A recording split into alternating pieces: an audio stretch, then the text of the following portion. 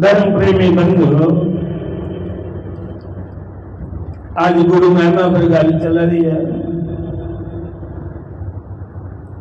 जेड़ा भी प्रसंग चलिया गुरु महिमा पर चलिया, सच है पूर्ण गुरु तुसाई मिली जा, ਉਹਦੇ बड़े उच्चे कर्म होंगे ने, कोई पिछले जन्मे के पुण्य कर्म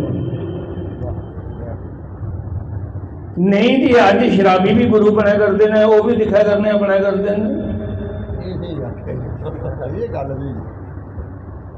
जे कुछ गुरु मिली आ तो फिर ये समझी लेना कि परमात्मा रुसी जा तो मिगी ठोर है, गुरु रुसी जा तो मिगी ठोर नहीं।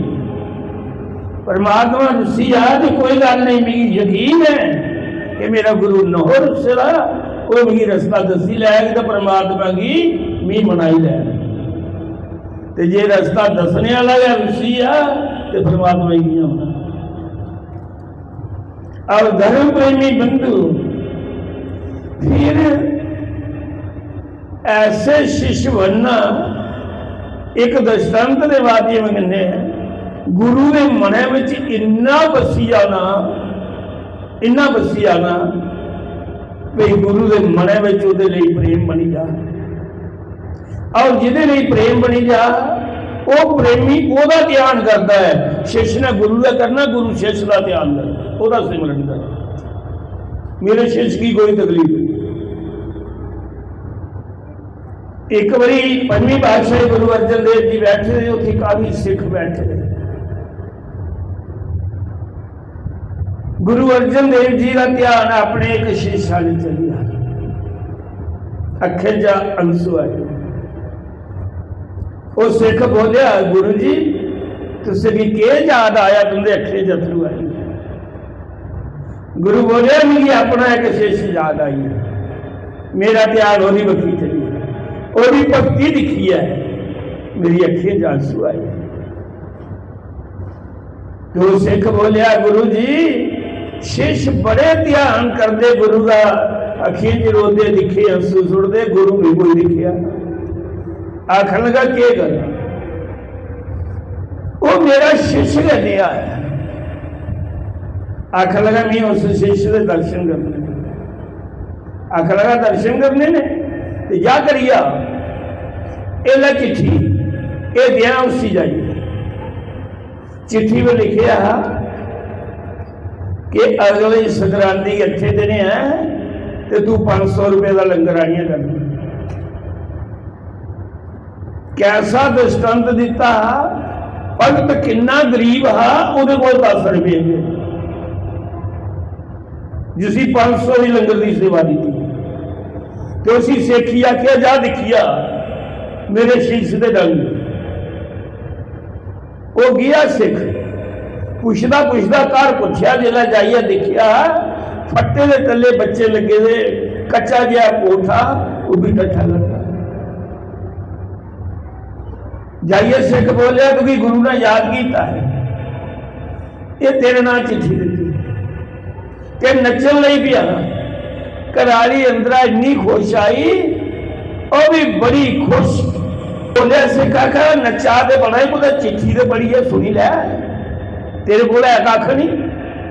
गुरु ने 500 रुपए का लंगर लिखे ला है, अज 8 दिन संग्रांद है तो तेरी ड्यूटी लाई दी है, तेरे को तो 10 रुपए भी नहीं लभदे जी तेरी पोजीशन है।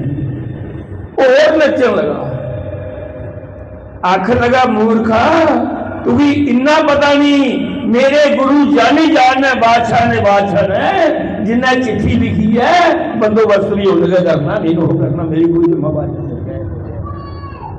जिन्हें 500 रुपए की चिट्ठी लिखी है, क्या वो मेरी पोजीशन की नहीं दिखता, हाथ की नहीं दिखता, मेरी कोई चिंता नहीं। जो गुरु ना लिखी तो गुरु का बंदोबस्त।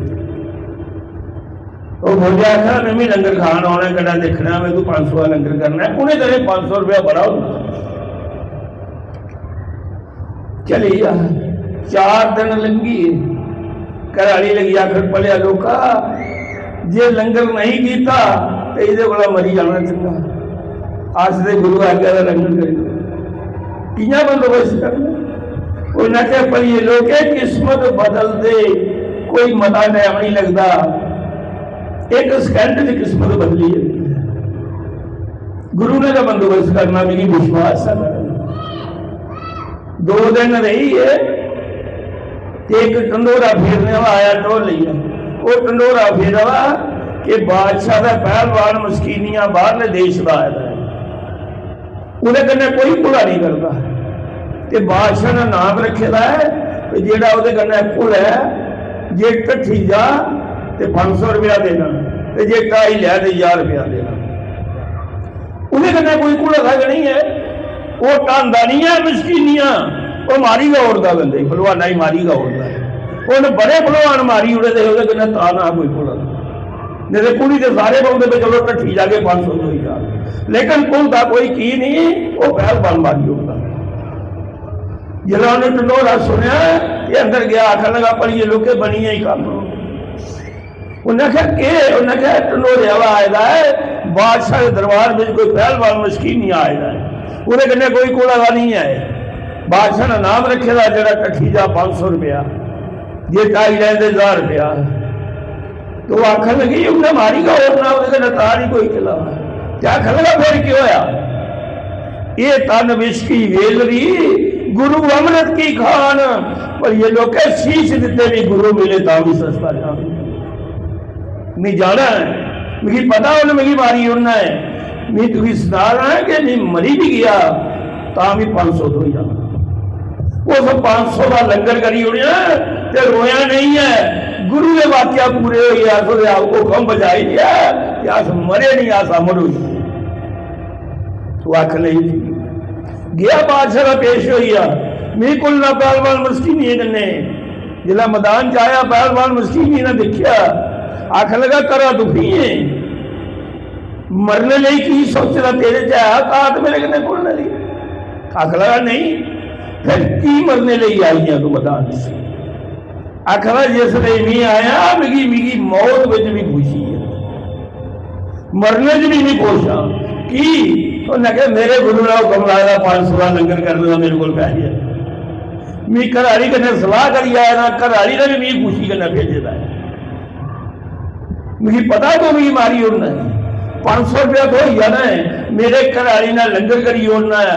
पहलवान मस्कीनी है जो परमात्मा फसी आ गुरु की कृपा हुई उसे शम अथरू निकल नहीं पे। आख लगा धन तेरा गुरु है ते धन तू दा शिष्य। पर लोग जा मैं तेरे को ढठी जाऊं, मुझे 500 रुपया थोड़ा तू 1000 रुपया, मैं अपने वाला भी 500 रुपया तू भी नहीं उड़न, मुझे अपने उस गुरु का ददार ते करा जिन्हें इन्ना ज्ञान दिते दा तू जी मरने ਲਈ बाजी लाई गई। उन्हें आख्या ठीक है।